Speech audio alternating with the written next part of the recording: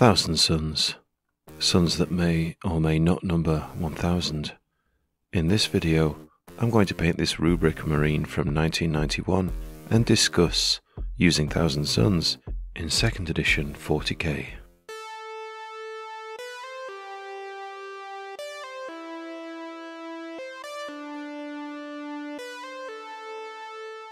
Before I start the video proper, why not have a look at my Instagram?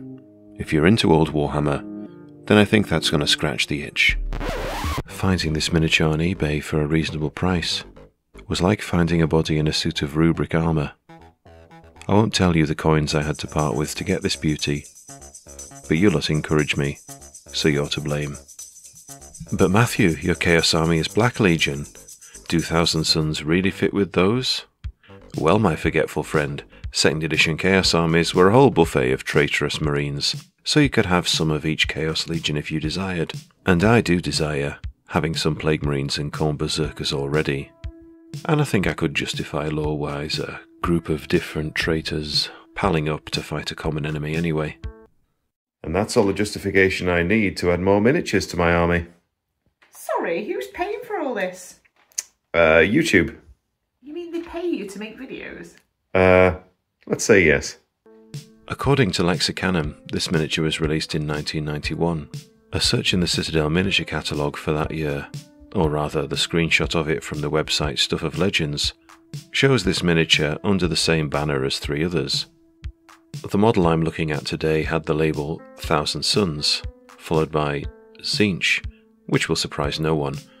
It was designed by Jez Goodwin, and its contemporaries are miniatures for World Eaters, Emperor's Children, and Death Guard. I have the World Eater in my collection, and painted. Hopefully one day, I shall have the full set.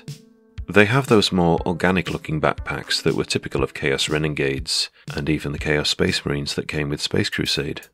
Otherwise, each is a single piece of metal.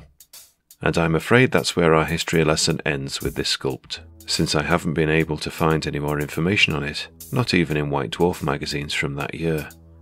1991 was before my hobby journey began, you see.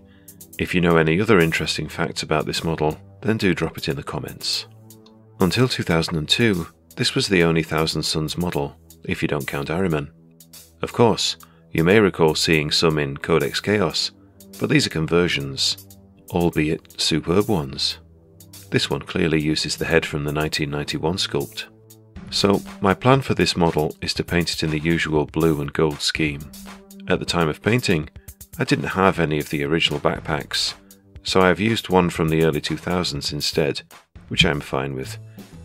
I'm starting with a black prime, since I want to leave that showing in the recesses to save me having to do black lining where possible. I want this scheme to look bold and neat, you see. You can be the judge of whether I accomplish that or not. Note that I have left off the backpack so I can get to some other details.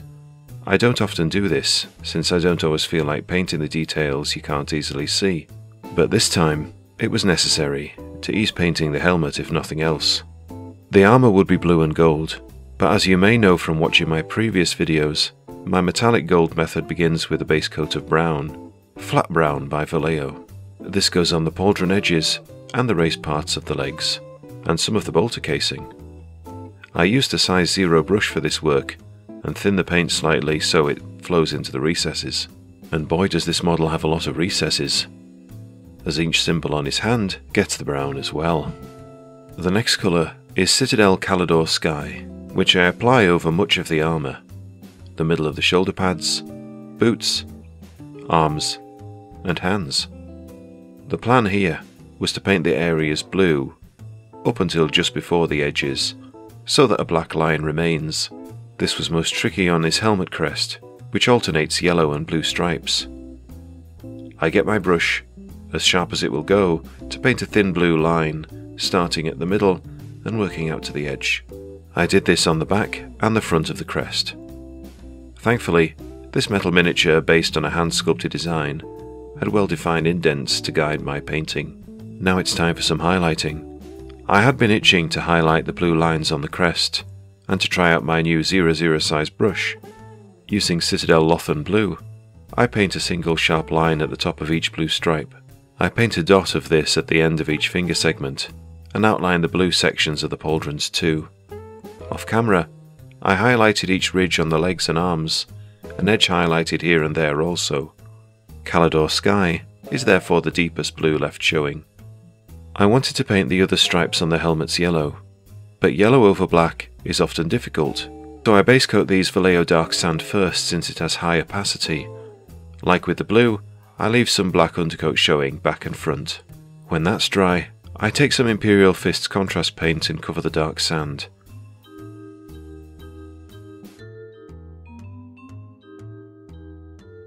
That will take a while to dry, so it's onto the gold, Dwarven Gold by Metal and Alchemy, which simply goes over all the brown areas, except the recesses, which stay brown of course.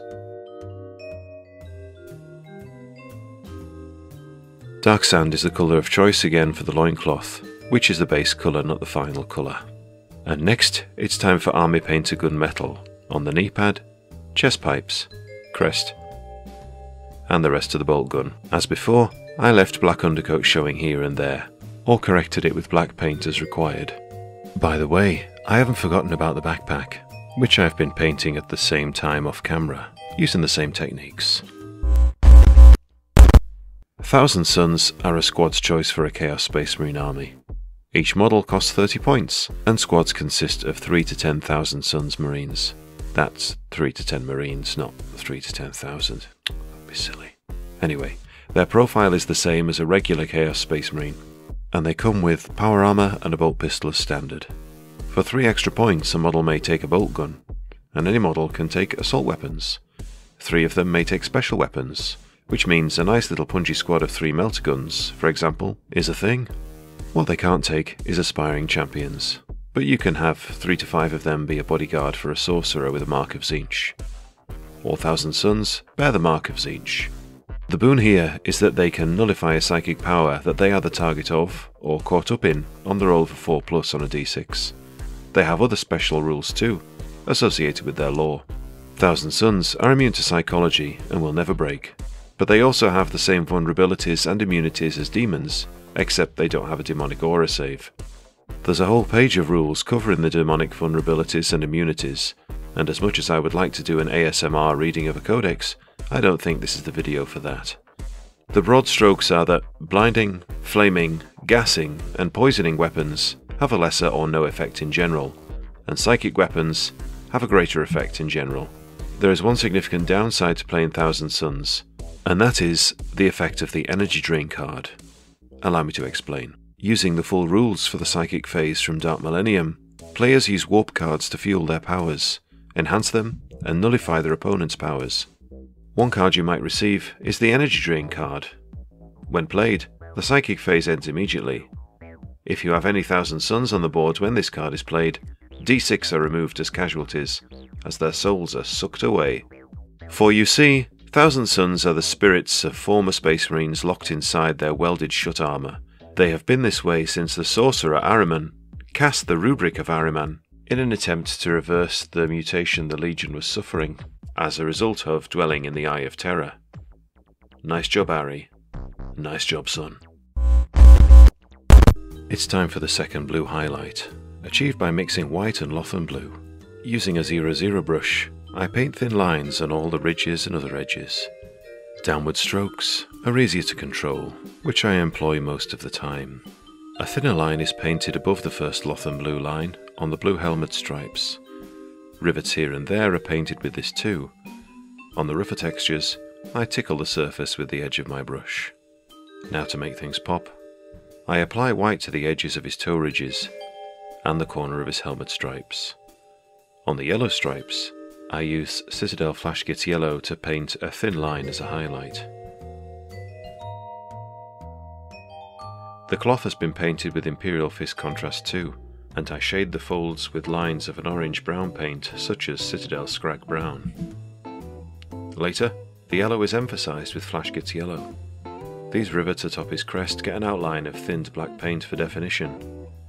To get a slight gradient on the gold, the lowermost areas are washed with Citadel Reichland Flesh Shade, and later the gold and silver parts are edge highlighted with a bright silver such as Citadel Runefang Steel. Actually, I don't use that paint, but mine is so obscure you'll have never heard of it.